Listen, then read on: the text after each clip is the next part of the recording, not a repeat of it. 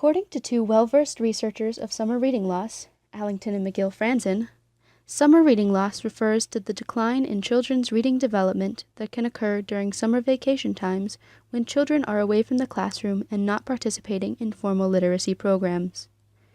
Summer reading loss occurs when students do not read over the summer and, therefore, decline in reading achievement. Though they may improve by leaps and bounds over the course of the school year, their gains tend to slip away over the length of summer vacation. Although students will make every effort to continue to increase reading skills over the school year, these yearly steps back continue to hinder them in comparison to their constantly achieving peers. In their article, Summer Reading Loss, Marian Mraz and Timothy V. Rosinski cite a 1996 study which found that between grades 1 and 6, the potential cumulative impact of this achievement gap could compound to 1.5 years worth of reading development loss in the summer months alone. Not only is summer reading loss prevalent, but it is also cumulative. It is this accumulation that forms the achievement gap, and it is this accumulation that needs to be prevented. The first, most prominent, and most easily rectified issue faced by children of a lower socioeconomic status is access to the reading they have been assigned. This can apply to many aspects of available resources, from a lack of finances to unavailable transportation to public library resources. In their 2003 article in Instructor, Allington and McGill-Franzen point out that public library use among poor children drops off when a library is more than 6 blocks from their home, compared with more than 2 miles for middle-class children.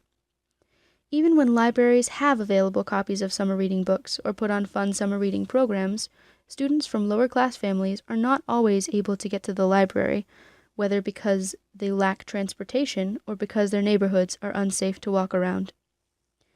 Another issue faced by students is parent participation in a child's reading. Parents are not always enthusiastic about their children's summer reading, especially when it takes up their free time. This negative attitude towards summer reading that parents possess, whether it be outright dislike or just a general apathy toward the activity, influences their children's attitudes towards summer reading. Parent participation can also contribute to a child's involvement in school programs designed to improve their reading process. In fact, if parents and families receive opportunities to interact, then it is more likely their participation in school programs will increase. Understanding a parent's impact on his or her child's reading is essential, as that parent-child interaction has the potential to affect a child's reading habits for the rest of his or her life. So how do we fix the problem of summer reading loss? Firstly, schools can play a great part in putting resources into students' hands. One of the main ways to do this is by making school resources available all year long. As Allington and McGill-Franzen point out in Bridging the Summer Reading Gap, school libraries are typically the largest and nearest supply of age-appropriate books for low-income students, so making these books accessible over the summer months is an essential aspect of the solution to summer reading loss. Of course, keeping the school library open every day for normal hours over the summer is extremely impractical.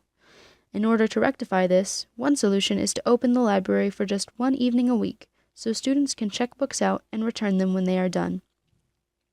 Schools can also create honor libraries akin to the Little Free Library program, or create a Books for a Buck program to give their students access to cheaper books for the summer. The second area is the community, which revolves mostly around the public library. Public libraries can help by marketing their programs as family activities to hopefully increase participation in summer reading programs. They can also collaborate with schools in order to get public library books into students' hands. Furthermore, public libraries can always work with nonprofit organizations, such as First Book and Reading is Fundamental, to place books in the hands of underprivileged children. Finally, there are several improvements that can be made in the home. Parents can do many things. They can read along with their children.